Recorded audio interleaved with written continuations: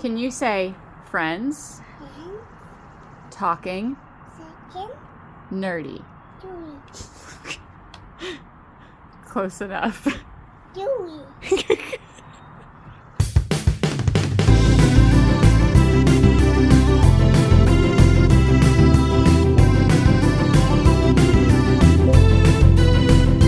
If your friends are nerdy and you are nerdy too, I want to talk to you. Friends Talking Nerdy. Welcome to Friends Talking Nerdy. This is Tim the Nerd, and seated next to me we have Professor Aubrey, and this week we're going to talk about sax, baby. Sax. Let's talk about sax, baby. Let's talk about you and me. Let's talk about all sax. the good things and the bit. I thought that was an extra verse, but anyway. We're going to talk about sax. I mean, we love music here on this show. We've had many episodes in our archives expressing our love of music based on different artists or different feelings or different ideas and stuff like that. But one thing we've started to do lately is talk about music in a very specific way. And the first one we did was our favorite songs featuring our favorite keyboardist. And this week we are going to be talking about our favorite songs that include the saxophone. That's right. Saxophone. Any kind of saxophone. You got your soprano saxophone, that's fine. You got your tenor saxophone, also good. Your, more gentlemanly baritone saxophone. But if you're Kenny G, I kick you in the face. Exactly. Kenny G can play any of those, but mostly played the soprano saxophone, which is the straight one. Anyway, so you got your smooth jazz sax. Yeah. You got your funk soul sax. You got your jazz sax. Sax is very adjustable. No. You said adjustable. Sax is very agreeable. No, it's very... It blends in well with pretty much any genre you can think of if the right player is playing it. Right. Exactly. So what we've done is we've collected our 5 favorite songs featuring the sax, and we're going to be talking about why we chose them, a couple little wacky bits of trivia, and hopefully we'll have some conversation flowing this week. I hope so, yes. Yes, those are usually the better episodes. They are indeed. Anyway, bad joke, people, bad joke. How about I start things off before I get hurt here? You want to start? Yes, I want to start. Can I please start? You can start. Okay, thank you. And we're going to start things off in a bad way here with the professor. I was just going with the flow, man. No, I'm talking about the choice in question, because when I first told you that I just had to put Turn the Page from Bob Seger and the Silver Bullet Band, you were like, oh God, no. Yeah, I really don't like Bob Seger. Why is that, do you think? It's this very sort of masculine hoo-ha. Is how I would describe it. Masculine hoo-ha. There you go. Very professional term there. I'm sure it's in some psychiatric book somewhere. I mean, I get the feeling. I understand that. It's just not music that has ever appealed to me. Like, nothing about it. Especially the sax solos. Even old-time rock and roll, you don't have a soft spot for that one at least? No, I really, really, really don't like that one. Wow. I mean, this was popular when I was in high school. I hated everybody in high school. Hi, anybody from high school? I'm pretty sure I hated you. Yeah. She's throwing up the bird right now.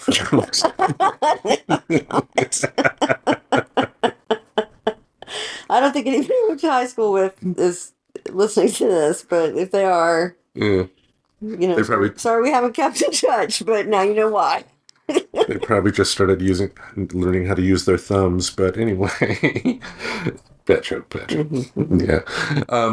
The song in question here, Bob Seger is a Michigan artist, okay? And, his music is during my lifetime, when I lived in Michigan, of course, things may have changed because obviously he's an older artist and, blah, blah, blah. But, when I was a kid, like, there was just, like, Bob Seger would be like the state musician, if that makes sense. Doesn't mean you have to like him, but. They're like the poet laureate. Kind of like that, yeah.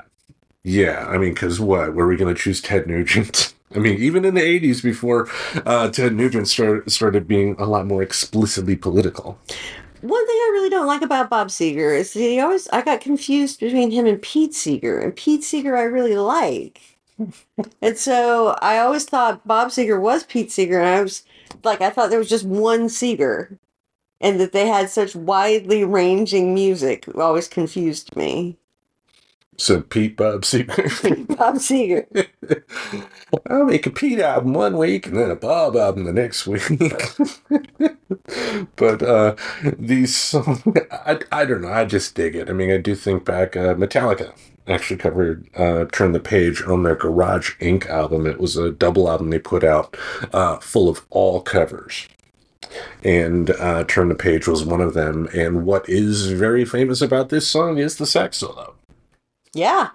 Yeah, I mean, it's a very recognizable sax solo. Yeah, the saxophone part was played by Alto Reed and inspired by producer Punch Andrews asking him to picture someone walking alone down a foggy city street. It sounds like that.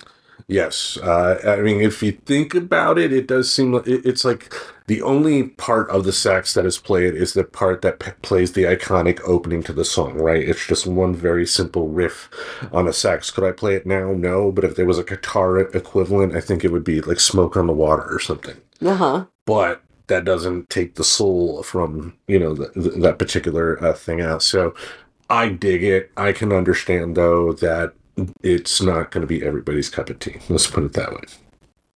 Sure. I mean, I think it is a very Midwestern, very Michiganer. It smells of the Rust Belt, if you will. Okay. I'm not doing myself any favors here, am I? Yeah. Yeah, so, yeah, Bob Seger, gotta love him, right? Like a rock. Like a rock, kitty. Yeah, and he's taunting again.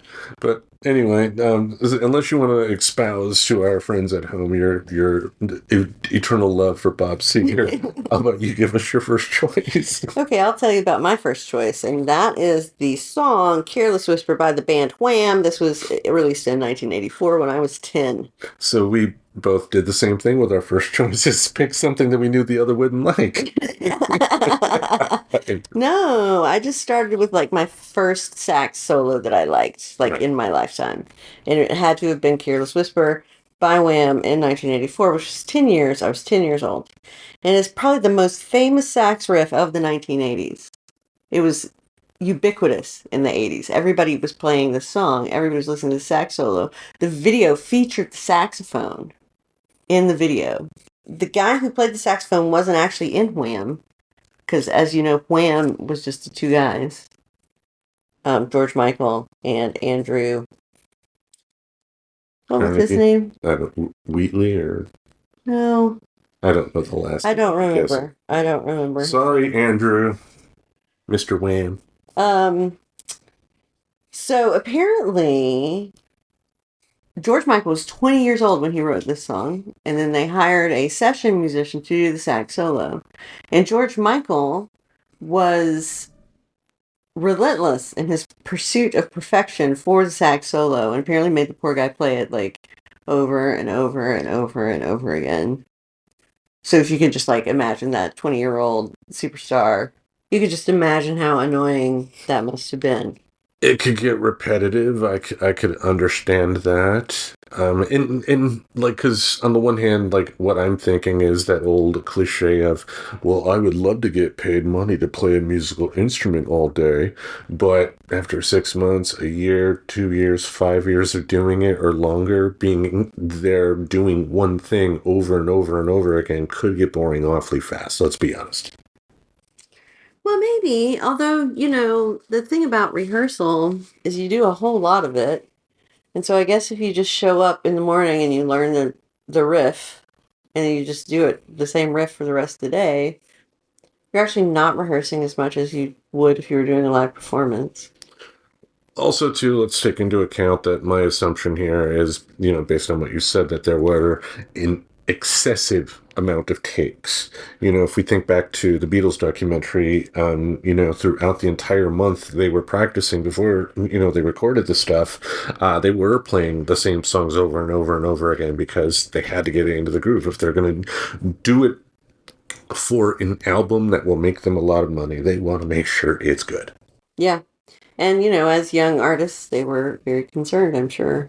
In bands like the Beatles and the Beach Boys, where there's this real mastery, is one thing in production, I think. And another thing is like a new artist, right, who doesn't actually know what's going on, but is probably very convinced at the time they know what's right and how to do it right.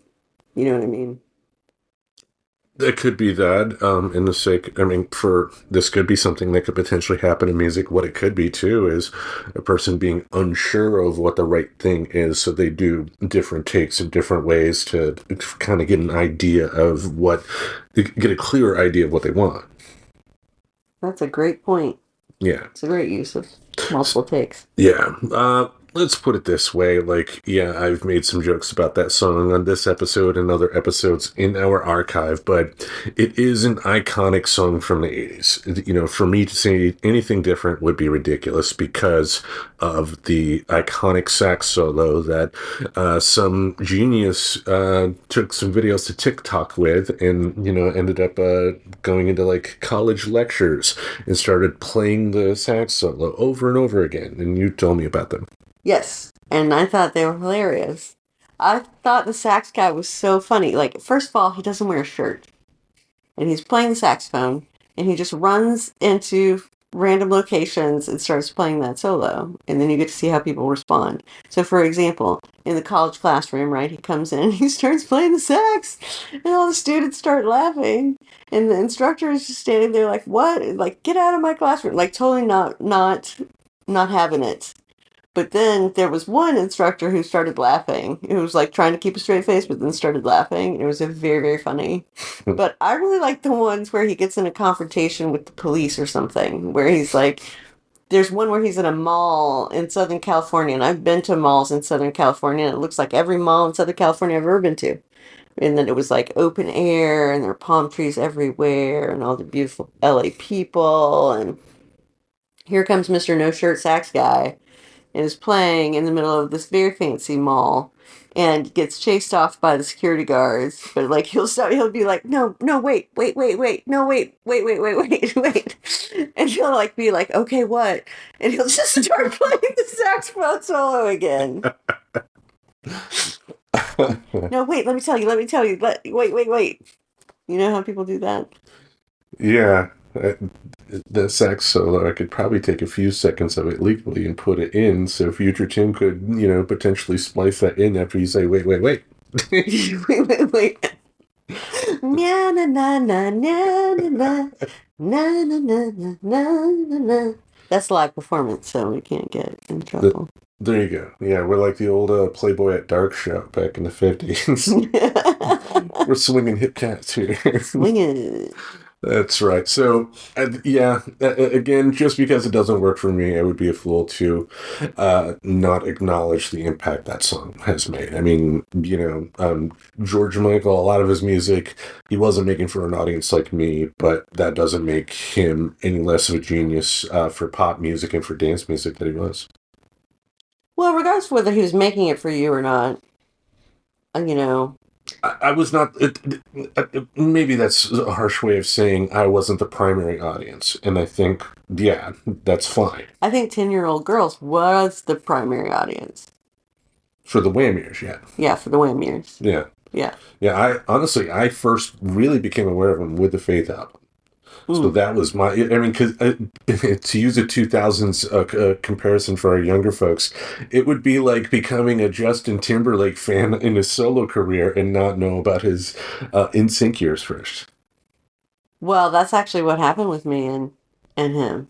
Yeah, so we share an experience. Oh, Oh, did that happen with you too? No, with George Michael. Oh, with George Michael, I see. And it happened. It happened to me with Justin Timberlake. With Justin Timberlake. Yeah. Yes.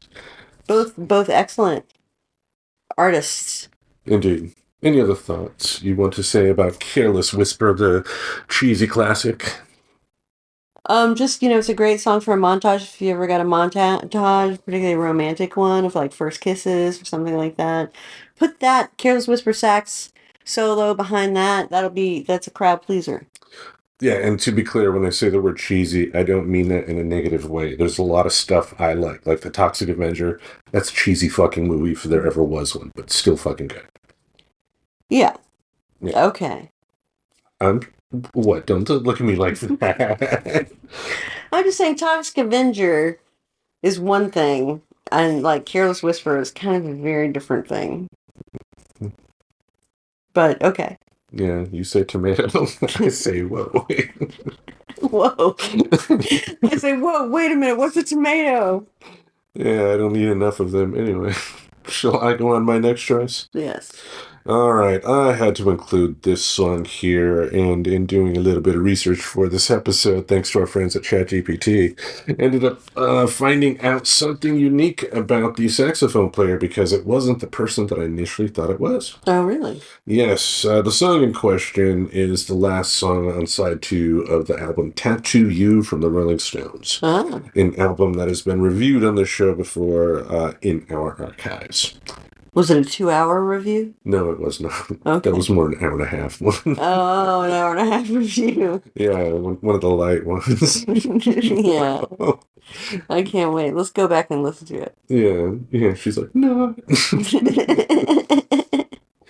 Anyway, as I mentioned during the review back in the day, which is the reason why you don't have to go back and listen, was that this album was something that they were kind of contractually obligated to put together due to touring commitments. So instead of everybody get to a studio and write some new stuff out, which could potentially take time, they had, like any band of their stature who's been around for as long as they had plenty of outtakes that they could go to, unreleased songs that, with a little polish, they'd be able to get that album out. And this was the case. This song, Waiting on a Friend, was recorded during the Goat's Head Soup recording in 1972. The album was released in 1980. Oh, wow. Yeah. And the song does have guitars, but the guitars are all, playing in rhythm, I guess. There's no, lead guitar solo on this. So, kind of more the way you enjoy guitars, actually. Mm-hmm. I'm sure you respect a good guitar solo, but you're not, like, oh my God, a solo! Woo! No, I don't. I prefer a little jangly guitar in the background. Damn right. Well, this is plenty of jangly guitar. Jangly. With electricity. Anyway, the info that I did learn was it wasn't their normal saxophone player, Bobby Keys, that played on this song. I initially thought that was the case, and if you go back in the archives, anytime we've talked about this song, we've talked about it a few times, I would say it was Bobby Keys that did it, but it was actually jazz legend Sonny Rollins that played that saxophone solo, reportedly recording it in one take while Mick Jagger danced to help guide his rhythm. Danced. Nice. Yeah. But love that song. This was the first album that really that really lit my fire to, explore music. And this song was the first ballad off of it that I heard that was like, oh my God, this is awesome. This is what ballad should be like. And, I couldn't even properly articulate at the age that I first, saw that video or listened to the song. Mm-hmm. But just one hell of a great song. What are your thoughts on it? I agree. It's a great song. It's one of my favorite Rolling Stone songs, I would say. And it just reminds me of drunkenly wandering around the neighborhood. Well, they actually did that in the video. And funny enough, the video starts off at this apartment complex that, if you are a fan of Led Zeppelin, would look very familiar. Oh, really? Because it was the same apartment complex they used for the album cover of Physical Graffiti. Uh-huh. Yeah, with the album that had Cashmere. I see. Yeah, so it started out there, Mick's on the like one of the doorsteps, sitting on the stairs singing, and the guys that are there, that are sitting there, looking at him like, "What the fuck?" And then you see Keith Richards walking through New York, being Keith Richards, and when you're like a young kid watching that video, like, how could you not want to be Keith Richards? Because like he always just looks so damn happy just to be alive. He does. I mean, I'm sure. I mean, he's had plenty of sadness, of course. I know that stuff, but like his public persona, it definitely just exudes happiness. Yeah, he's a pretty chill guy. Yeah, but He's drunk all the time, so. Yeah, like most rockers, and he drinks a lot. Let's because I was gonna say, like, he did it more harder in the past, thanks to getting arrested for heroin and almost facing a prison sentence. In Canada, When was that? Late 70s. Okay. Yeah, he was arrested for heroin possession, but the judge, made a unique verdict that he could escape jail time if he pays a fine and does a charity concert for a local home for the blind. Yeah, Keith Richards is going to say no to that. Right. So he did a concert for the blind. He did the concert for the blind, and apparently, if everything I've read is correct, as far as heavy drugs, he's been off. But I would be shocked if there is a room that Keith Richards steps in to this day that does not have a bottle of Jack Daniels waiting for him. Sure. Yeah. Well, who knows? Maybe he's quit drinking. Who knows? But, I mean, that's possible, too. I mean, he's, heavy drinkers don't always make it to his age. Right. Yep. They very often don't. Yeah. Well, on that happy note, how about you dive into the next choice here? We're great with segues today, folks. Well, my next choice comes from sort of this era that we're focusing on. This one is from 1983, and that is Modern Love from David Bowie. When I have 2 David Bowie songs on my list because he's just that good. But this one has a great sax solo in it. Not 1, not 2, but 3 sax solos. They were harmonious in creating an overall sax experience in that song. That I think is something special. If I am not mistaken, I believe the first instrument David Bowie learned how to play was the saxophone. Really? I know for a fact on the Diamond Dogs album, he did play sax on a few songs on there. So without, pausing the recording here and doing the research, I would be shocked if it wasn't David Bowie playing the sax on that particular song. Well, there were 3 people playing the sax. Oh, you know the people. Okay, so it wasn't David Bowie in this case. Right. He had Lenny Pickett with 2 other sax players, and he was directing. Well, I do know he plays the sax. Let's put it that way. Gotcha. But again, I was just, I did not have that information there. So, that's why I surmised what I did. It's a good sermonization. That's right. Pat myself in the back. Right. Sermonization is I could have been right. So slurmization. I could have been right. You could have been. I very nearly was right if I hadn't been wrong. Was this off of the Let's Dance album or the album after that? I believe it's on the Let's Dance album. Okay, because the Let's Dance album, that was when it was produced by Niles Rodgers from the 70s band Chic. Chic? I believe they did Les Freak. The Let's Dance, and also the guitar player was the absolute legend Stevie Ray Vaughan. Yeah, David wanted him to join his band, but Stevie went on to go on and do his own things with the type of music that you would, It's not my thing. Yeah, I was gonna think of another... Like blues, right? Yeah. Yeah. He was a blues guitar player. But anyway, Anyway, great album, classic album, and but the funny part is too, like he had David Bowie with that album signed with a brand new record label. That was his first album with a new record label, and on his old record label, his the label execs were trying to push him to do commercial stuff, and that's when he was coming out with like the Heroes song and stuff like that. But the first album off of for the new record company, purely commercially made, and it was his best-selling work. So, if anything, if you want to compare it to anything, it would be like when Johnny Depp first did the Pirates of the Caribbean movie. Like, that's when he got his money. Right, that's when he got his money for all those independent films he had done. Yes. Yeah, exactly right. All right, well, what's your next pick? All right, my next pick, we got to go back to October of 2008. It was me in Sacramento, California, walking home from work. It was dusk out, so the sun had just set, but there was still like some very small light in the sky. It was drizzling a little bit. It was that rare time of year where it would drizzle, and I had my headphones in, and I heard the song Jungleland from Bruce Springsteen and the E Street Band for the first time, and I still am not going to say I'm the biggest Bruce Springsteen fan in the world, because I am not. He's greatest hits artist at best. But this is one of those hits because of the sax solo from Clarence Clemens in the song here. I remember reading an interview that Springsteen gave to Guitar World magazine back in the 90s, where he said the reason he didn't play more guitar in his band was because he had Clarence Clemens. And just the sax solo in this particular song is the price of admission.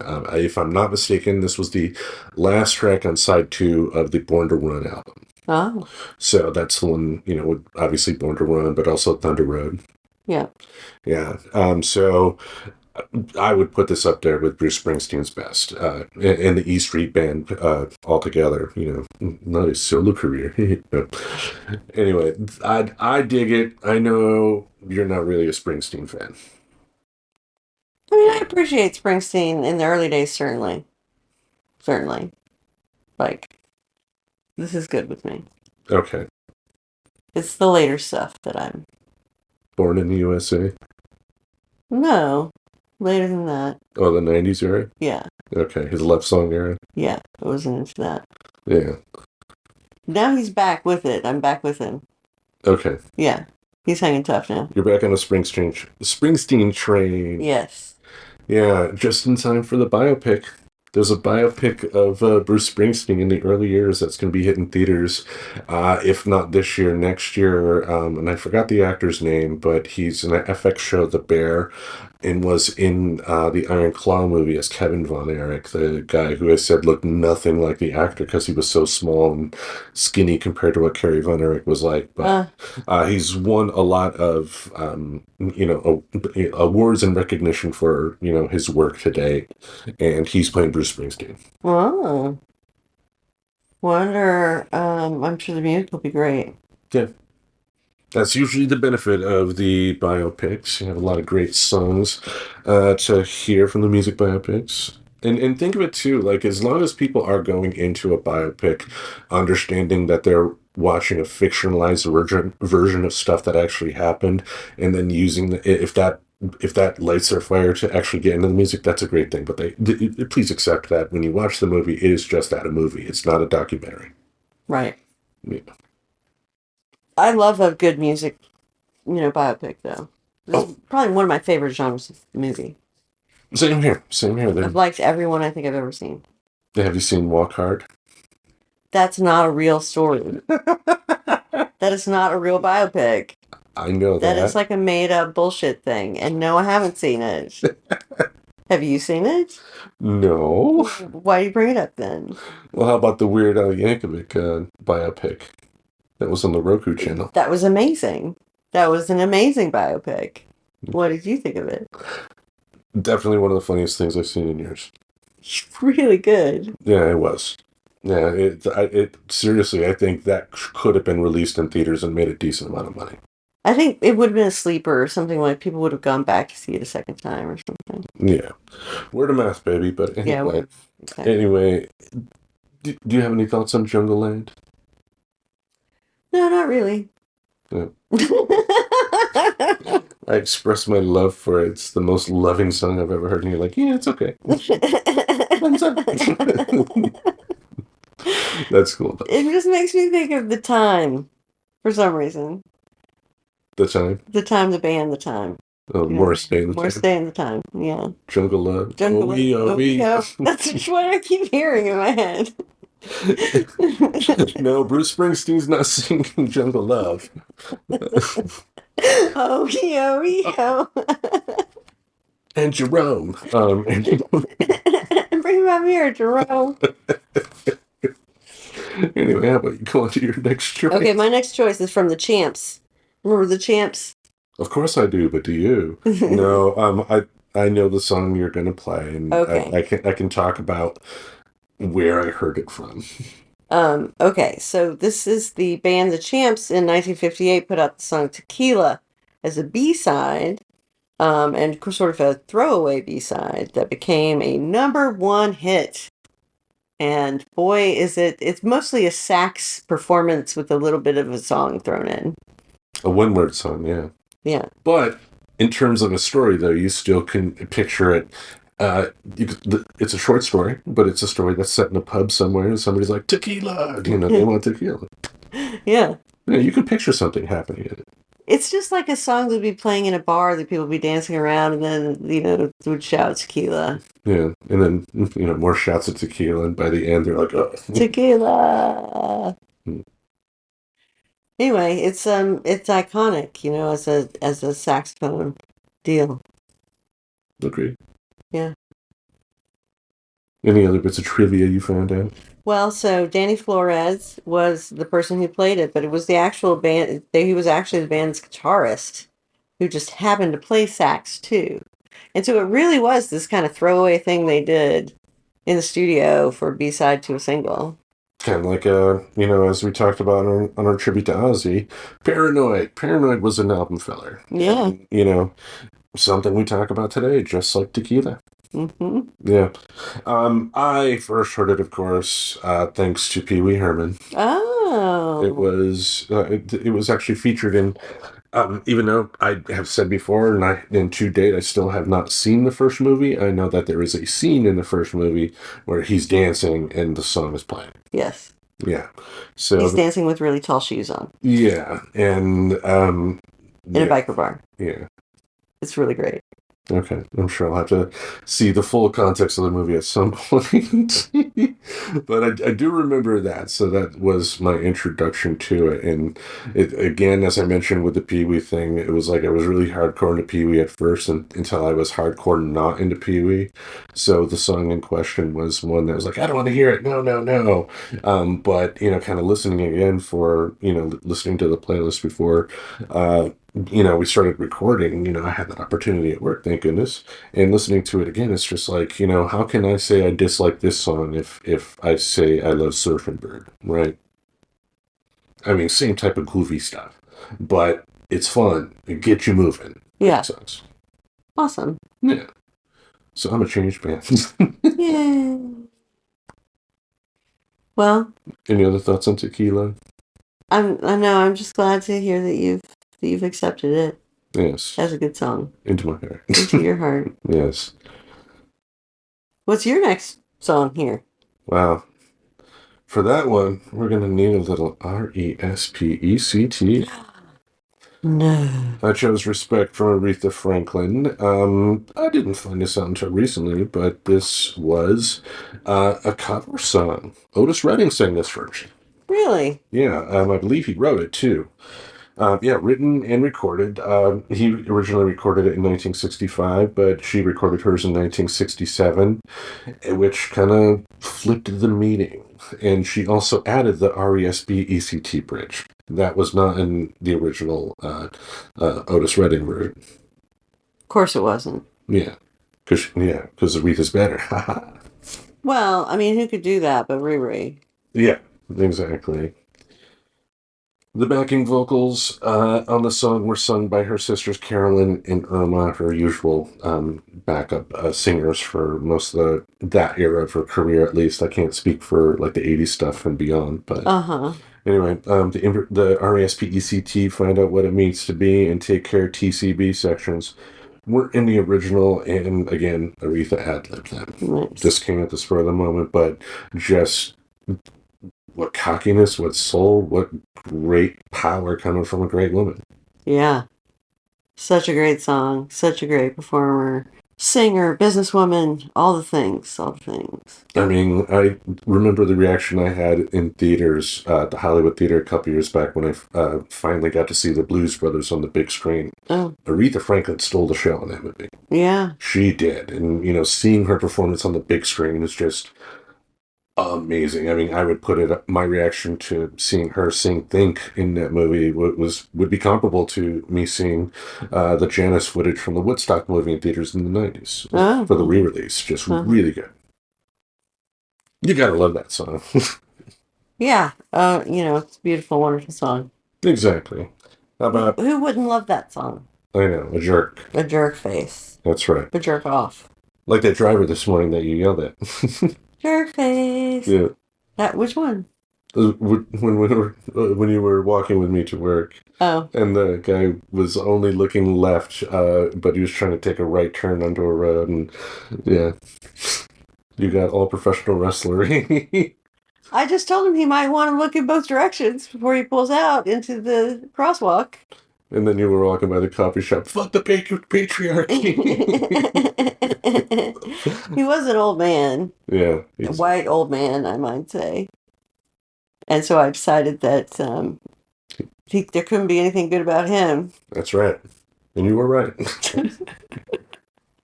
Well, how about you go on to your next choice here? Okay, my next choice is Tequila. No, we talked about Tequila. No, we did. Okay, here's a good one. It's called Never Tear Us Apart by INXS. Of course, one of my favorite bands from the 80s. This is from the later 80s. I was 14 when this song came out. INXS was such a great band. I really enjoyed everything that they did. The sax part of this song is really what I remember when I think of the song. And it's one of the, I don't know, it's like very moody and reminds me of being in like England and Europe and places. For some reason, INXS, I guess because they were, I think, Irish. Australian. Just sort of international, And then, of course, it was Michael Hutchinson's death, of course, was tragic. But it's a good sax solo. Off a great album. It was off their, probably their most successful album, Kick. Yeah. Yeah, I thought I was mistaken. I thought you did, because I thought I've played that song on like a playlist before, and you've always told me to turn it. Never Tear Us Apart. Yeah. Never Tear Us Apart. Yeah. Well, maybe it's a different INXS song then. Okay. No, I listened to the playlist myself. It definitely has a sax solo, and they've used sax in other of their songs as well. So, because I was actually going to pick an INXS song, but decided not to. Yeah. I don't know. I was feeling real nostalgic about INXS today. Okay. I love that song. This was one of those albums. Kind of like the Bon Jovi album where they released song after song after song as a single, and all of them were hits. Mm-hmm. And yeah, to your point, it doesn't feel like an American romance story, because an American romance story, even in the 80s, felt a little more stupid and sleazy, but we're talking like European stuff, or if it has to be American, it can be like the Beyond Sunset or Before Sunset movies. Right. Yeah, those type of series. Americans traveling in Europe. Yeah. So there are Americans in it, but they're actually taking, they're being romantic in Europe. Yeah, but they're actually making a good story that makes you care about the characters, blah, blah, blah. Yeah. It's not putting two-dimensional characters together to do that, but yes. I love that song. I think it's a great song, and it was recorded in one take. That sax solo. Yeah. So sort of different from the Careless Whisper that was recorded a million times. This was one take. George Michael somewhere was like, if they only did it 47 times, it would have been better. I didn't know that he was. That's how he sounds. Right? I don't even know what nationality that is.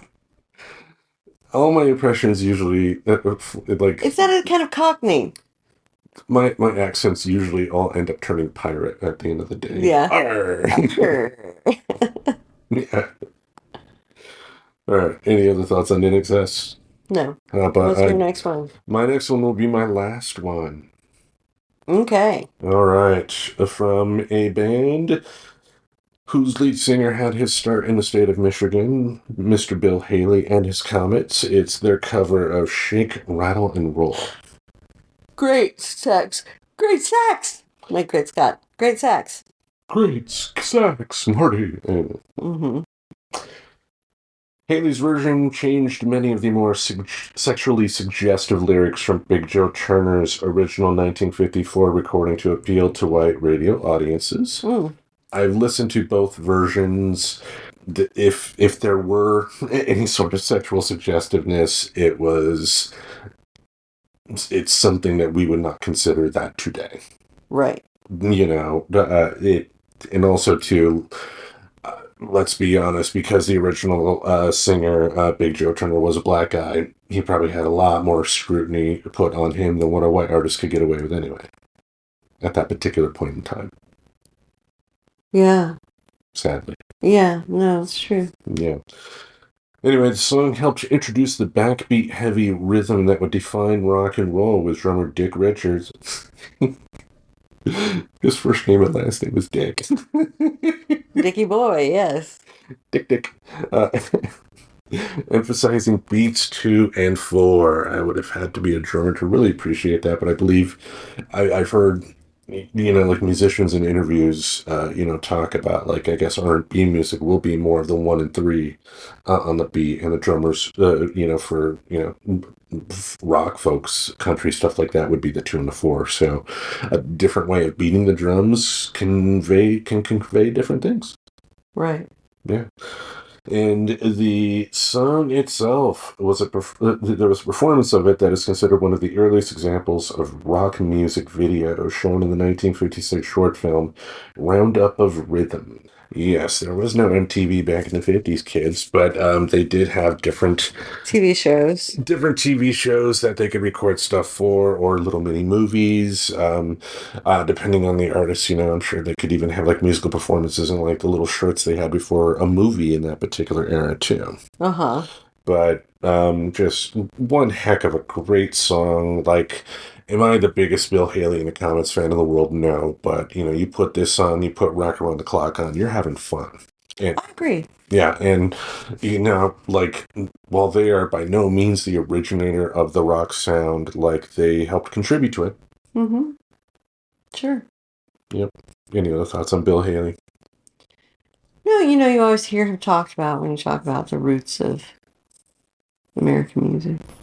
Yeah, his group was one of the first big rock bands that were out there. The Rock Around the Clock was actually, before it was in American Graffiti, was in the 1950s movie in the 1950s.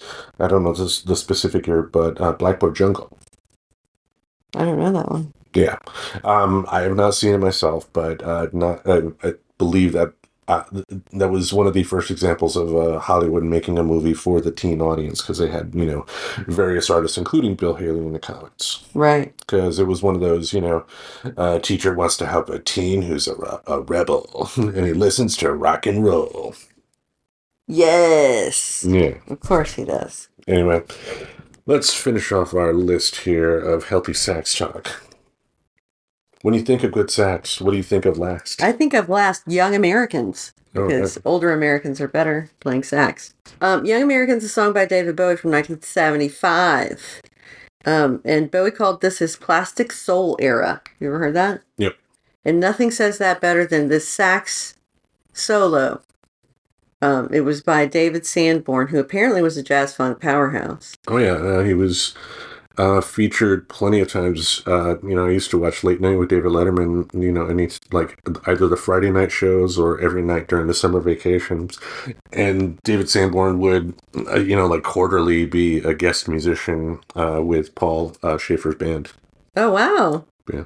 That's cool. So very much aware of David Sanborn. Mm-hmm. Well, that was his sax solo on Young Americans. Do you like the song Young Americans? It is an absolute classic, one of Bowie's best. So great, yeah. If I'm not mistaken, I believe this song was co-written by Luther Vandross. Really? Yeah, he was Luther. He was one of the collaborators with Bowie on the Young Americans album because the classic soul thing comes from the fact that he really appreciated soul music coming out of Philadelphia, which included an early Luther Vandross. And so that's how that came about. The Young Americans album is also where he did the song Fame that he co-wrote with John Lennon. John Lennon actually sang on the track. I had no idea. Yep. Yes. I should, be a better musical appreciator. You're a good, Better late than never. Yeah, that's true. Better late than never. Yeah, but yeah, just overall, one heck of a classic. I believe even on that album, Bowie does a cover of Across the Universe. Oh. Yeah. Nice. You're like, I know what I'm doing. We are recording.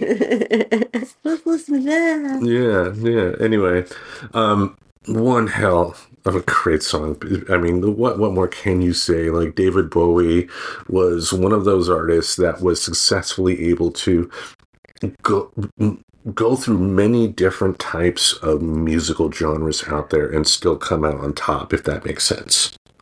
This wasn't the time that Kenny Rogers did guest vocals on a Wyclef Jean song. Did that really happen? It really happened. That's wild. Yeah, like I believe even Kenny opened it up with, this. I shouldn't. Yeah, unless I had the actual things of what Kenny said, I don't want to try and paraphrase something, but it just sounded like somebody was saying something that was alien to them, and they didn't have any real passion for her. Yeah, Kenny liked a paycheck, though, right? Who doesn't? Yeah, but Bowie doing this, because after, I believe in the 80s is when they start using the term blue-eyed soul, or maybe that was more of a 90s thing. I never heard that before. Yeah, blue-eyed soul is white people singing soul music. Yeah. Which canon does happen, and, to great result. Like Blues Brothers. No, I'm thinking like Robert Palmer. You like Justin Timberlake? He would fall into the blue-eyed soul category. Definitely. Yeah. Yeah, so there are definitely positive examples, and David Bowie's one of them. Yeah. Yep. All right, so that, folks, is all the sax that we can talk about today. That was some good sax. We had some good sax today on the show. There we go. If I smoked cigarettes, I'd be smoking one now. Naughty. Yeah, well, we're going to end off, before we wrap things up here, talking about something that I didn't really want to talk about. What's that? Hulk Hogan died. That's true. Yeah. I've made it no secret on this show that I have been and continue to be a fan of his persona, the character he was in the ring. By going back and rewatching some of the matches, that I remembered as a kid that gave me great emotion. I can say all that and also state that when I heard the news, it really didn't affect me at all. Because of events that happened in the last few years of his life. And by few years, we're talking like 20, 25 years or something like that. But, he lived to 71, so, the words, Tim, use them properly. But for me, though, it all goes back to that sex tape where his racist tirade was revealed. Mm-hmm. And it's like, was he an O.J. Simpson type? No. He was an admitted racist and made no effort to do some soul searching, to do some inner monologue, to say, you know what, shouldn't be, and to make efforts to be better, because you do hear stories of positive things that he's done through the years. Like the latest episode of one of Jim Cornette's podcasts dropped, and his co-host brought up a story about how in the mid-90s there was a referee by the name of Brian Hildebrand. When he was on TV as a referee, they called him Mark Curtis, but worked in WCW as a referee and also at Smoky Mountain Wrestling with Jim Cornette. Ended up passing away from cancer like in the mid to late 90s. But when Hulk Hogan found out that this guy had cancer, someone that he never worked with a day in his life, he put some calls in and helped get this guy to other doctors to see if there was something that could be done to help him out. Never talked about that. That is a great thing that he did. John Cena right now currently is the top all-time person who has done the most Make-A-Wish grants to little kids that are sick. The previous person before that was Hulk Hogan. The type of person that if that organization called, if he had a room in his schedule, he would fit it in.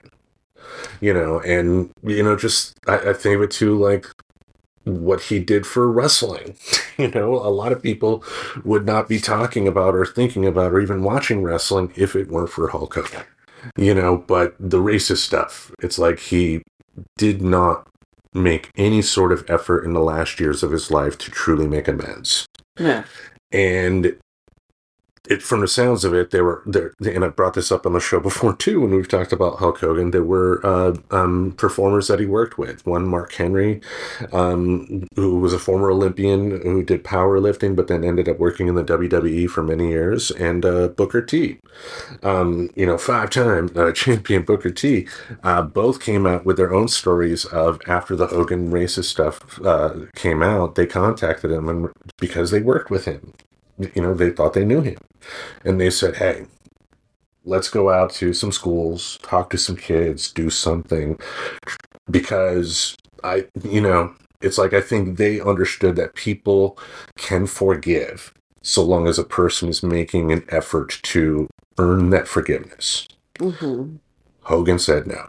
And when the stuff happened, there was a time to where the WWE actually banned him and took him out of their Hall of Fame. And then, after about 5 years, I believe, he was able to come back and gave a talk backstage, and it wasn't an apology. All he ultimately came out and said, to paraphrase, was, watch what you say on social media. Watch what you say because you could be recorded. Not, I said some horrible stuff and I'm sorry and I hope to earn your forgiveness. So with my kids being part black, they have black in their heritage. For me to think anything but Hulk Hogan was a racist till the day he died would be wrong. He was a racist. That's why I'm not mourning him. What I'm seeing on social media that is bothering me, though, is people, virtue signalers, who are going out of their way to respond to family and friends of Hulk Hogan, or even just people that work in the wrestling industry that understand Hogan's impact on the fact that they are making a lot more money than they would have, even today, without his influence. And they're going after these people. Like, one of them was a WWE performer by the name of Chelsea Green. She's the bad guy character that she has a little I shouldn't say little. She has a faction called the Secret Service, where these two women dress in like Secret Service agents, and then behind Secret Service. Yeah, and then behind the referee's back will beat up the opponents and stuff like that. Nice, I love it. Yeah, but she ended up posting on social media and did a news appearance, talking about, hey, Hulk Hogan did a lot of great things.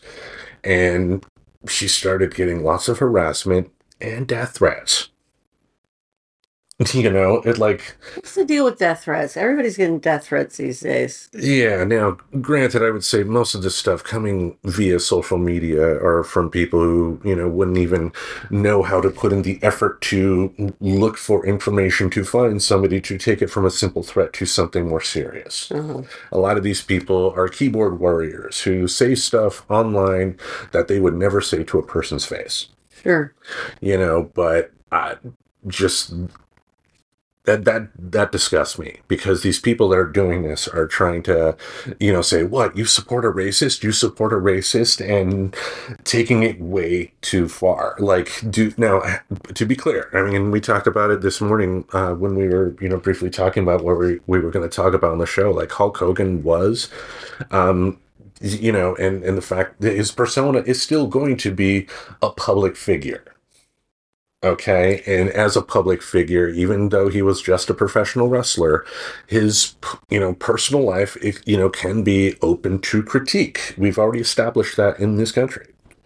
I believe there is a legal precedent for that. So being able to go on social media, and say, I'm not a fan of his, I'm not going to mourn his death, that is your right to do so. You can even say he was an awful human being. The problem for me starts when you are going after people that knew him. It's like, if you think about it in reverse, do you think you would be comfortable if you had the ability to be comfortable, once I finish this question, but would you want your family members harassed and hounded after you were dead because a bunch of people were upset at the worst thing you ever did? No, you wouldn't. Mm-mm. And like, for as horrible as what Hulk Hogan said, and for unrepentant that he had plenty of chance to make penance. It was not going to be a case where he was going to win everybody back over, but I think in general, most people can understand that people can change and people can put in that effort. Mm-hmm. He never did. He never bothered to. But again, having said all that, for me, I still think it's important for people like me to stand up and, point to the people that are doing the things that are above and beyond appropriate, call them out for what they're doing, and it's bullshit. Like I said, it was a topic I didn't really want to talk about, and, like, he was a childhood hero, and the fact that I'm not going to talk about him is like, like 10-year-old me would have been shocked, but I had to say something, because we don't have the biggest reach. I get that, but a platform is a platform, no matter how small it is, and you got to stand up for what's right. And in this particular case, I'm not saying people should not have negative opinions toward him, but consider the fact that now that he's gone, does his family and friends really need to hear your opinion? No. Well, I mean, they did benefit from his fame. But again, no, like, I'm not talking about the people that truly have a negative opinion about him, but like someone like me, I have a negative opinion about him, but I'm not going to be like, tweeting a member of his family being like, your dad was an evil jerk, I'm glad he's dead. That would be wrong. That is still wrong. No, I'm saying, like, if you think he was a racist asshole, then don't do anything that would earn his estate or his family or anybody else any money off of anything that he did. That's all I meant. Yeah. Not death threats. Just choose to... Yeah, not watch the Hogan matches. Don't watch the Hogan matches, and write a letter to them and say, I'm not watching them because he's a racist. Well, after having said all that, at the end of the day, folks, I hope you all have some great sax music to listen to. The playlist will be in the show description, and you'll be all saxed out by the time you listen to our Sexy Sax. Our Sexy Sax playlist, which is a whole group of sax specials. Yes. When you're having great sax, remember your friends at Friends Talking Nerdy. Yes, enjoy those sax songs, people. Yeah, well, you hear our voices. Anyway, each Monday we'll have something in this podcast space to entertain your ear holes. Until we meet again, we bid you adieu. So long. Oh, baby, just you shut your mouth. That's the worst thing he's ever done.